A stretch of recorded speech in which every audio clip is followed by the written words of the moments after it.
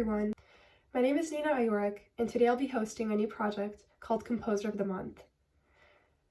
I aim to share the music and biographies of living and underrepresented composers. So today I wanted to go back into the past and talk about the legacy of the Bach musical family. So we all know Johann Sebastian Bach, who is the father of classical music and one of the greatest composers of all time. Well, Bach had 4 musical sons who also went on to pursue careers in music. They're great organists and composers and improvisers, and today I'll be talking about each one of them. Bach's oldest musical son was Wilhelm Friedemann.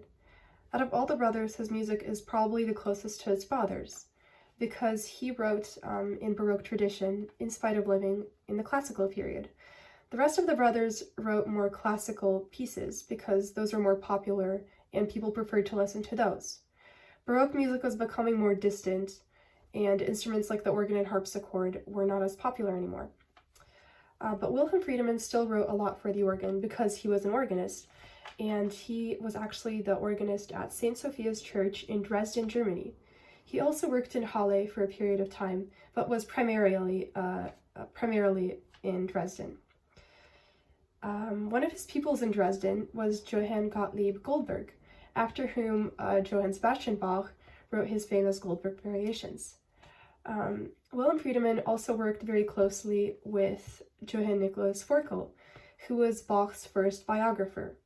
Like his father, Wilhelm Friedemann wrote many cantatas, and in this video I wanted to feature a little excerpt from one.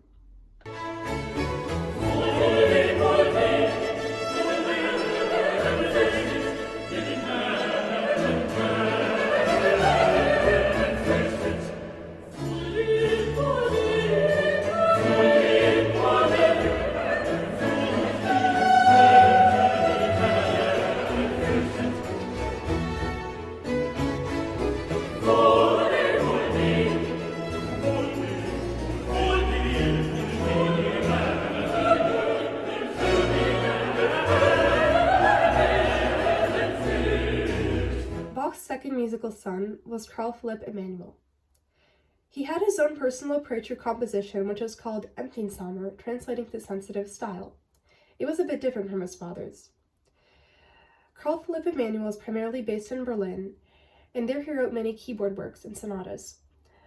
He also wrote a treatise named An Essay on the True Art of Playing Keyboard Instruments, which focused on building piano technique. In 1768, he moved to Hamburg, where he was appointed as director of music. He was actually succeeding his godfather, George Philipp Telemann, who inspired a lot of his music. In Hamburg, he turned to writing more sacred music, such as oratorios and passions. However, Philipp Emanuel is more known for his sonatas. I actually played one of his sonatas 3 years ago, so let's give it a listen.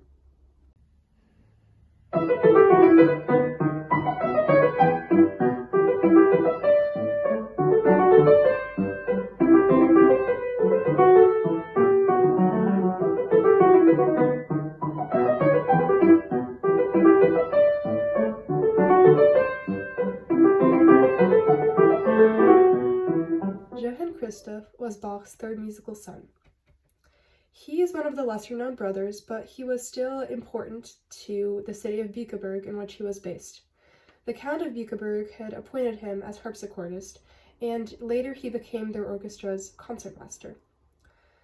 Johann Christoph wrote symphonies, operas, and songs, as well as liturgical works.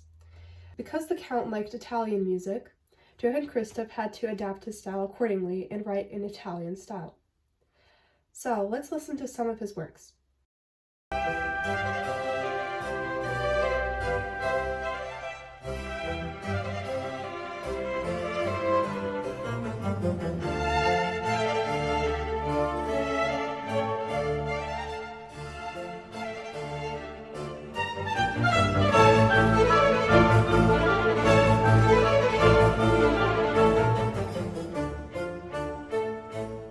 Johann Christian was Bach's youngest musical son.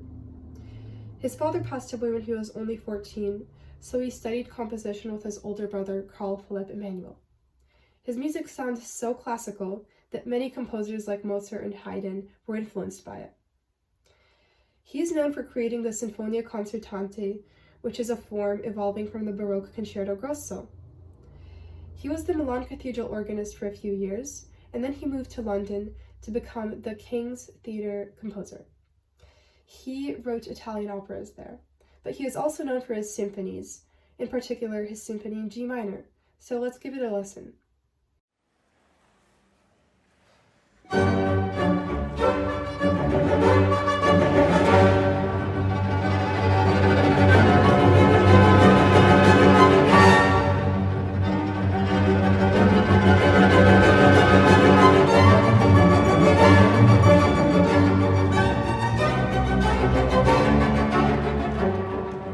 That's the start of our project, Composer of the Month. In this episode, you learned about Bach's musical sons, and I can't wait to share more composers with you. See you next time!